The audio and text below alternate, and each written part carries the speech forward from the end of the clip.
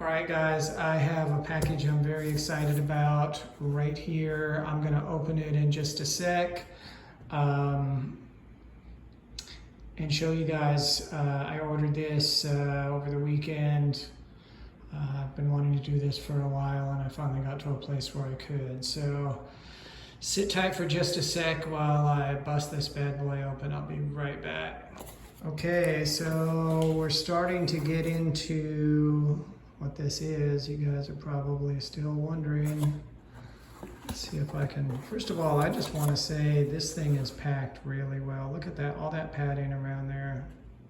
Okay, here we are. So this is the box within the box. And most of you probably don't know what this is unless you are horticulturalists or watch aficionados, but let's see if we can pop this open. How's this open? Here we go. Look, it's another box within a box. So I guess that's a manual and probably the warranty card in there. This is my new watch. So I'm really excited about this. Let's take a look at it. So anyway, let's take a look at this thing. I really like how it's packaged. There's the box, the Baltic Aquascaphe. And it's got a little sticker over here I'm going to take off in a second. But this is a mechanical automatic dive watch. Has a rotating bezel with really nice action. I'll tell you why I'm so excited about that in a minute. So it's automatic, it's self-winding with the movement of your wrist. It's water resistant to, I believe 200 meters, should say on there. Let's get this thing off, it's driving me nuts.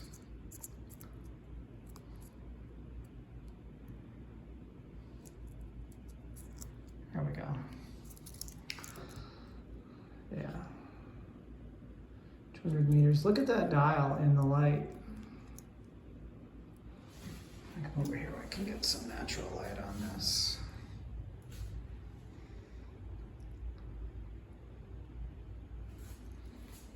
Let's see if the overhead helps.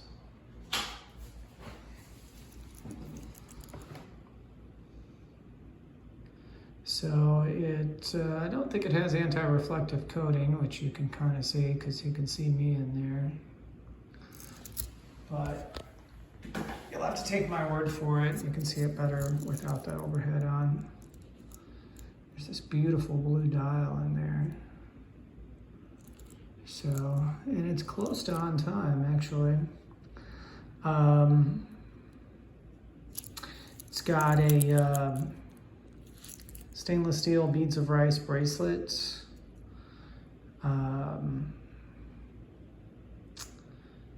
The movement, I believe, is Japanese.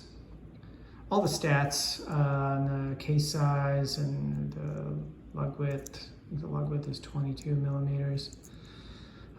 Case size is probably around 39, 38 millimeters.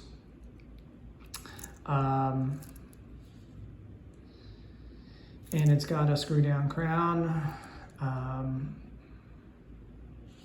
But the thing I'm really excited about is that it has this nice bezel action. Because this watch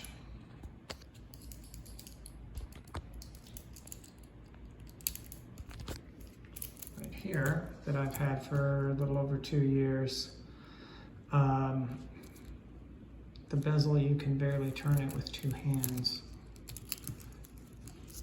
Even on a good day, like this is one of those times when it just doesn't turn really at all.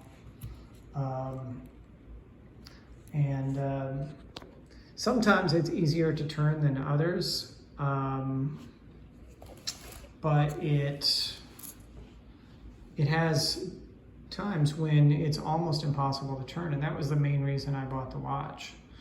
So the Seiko, for every other purpose, the water resistance, I think it's only water resistant to 100 meters. It doesn't have a screw down crown, but the water resistance, the timekeeping, the reliability has all been great. It loses probably a couple minutes a week. And I've had it in since I first got it to be adjusted, because it was losing more than that when I first got it.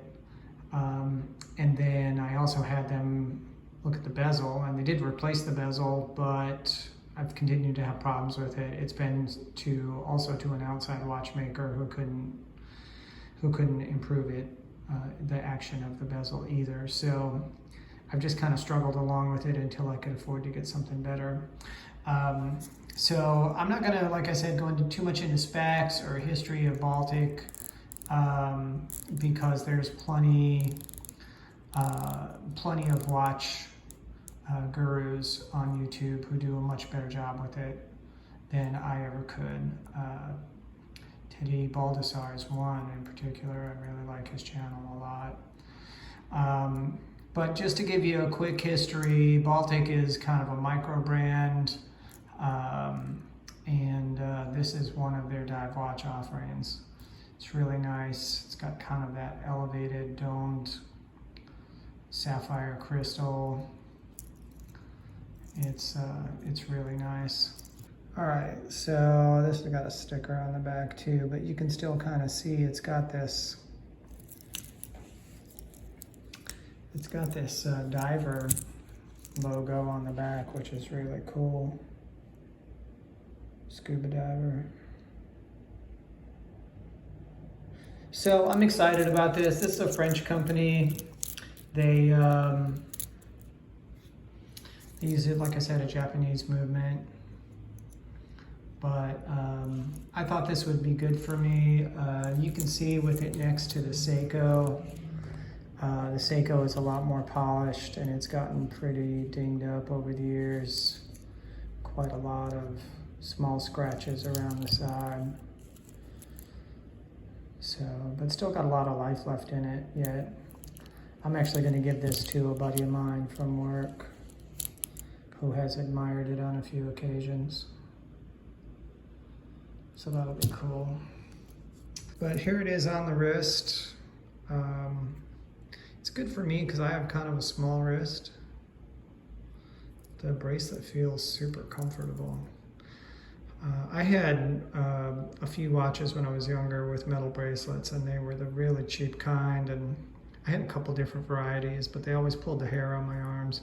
A good bracelet will not do that. It's designed not to do that. So, and they just look really classy, and they're really secure when you're taking them on and off. You don't have to worry about fumbling them off. If you fumble with the clasp, it's still wrapped around your wrist. Unlike a band, like a traditional watch band, if you fumble with it, it hits the floor. So, but yeah, I'm gonna set this and put it up for about a day or so and see how good a time it keeps. See if it needs to be regulated or not. And I'm looking forward to using this. Try and give you guys a report later on. But Baltic watches, this is their, I forget what, I think they call this their blue Gilt Aquascaphe. Just a sharp looking watch. Anyway, thanks for checking in, guys. Dig you later. God bless.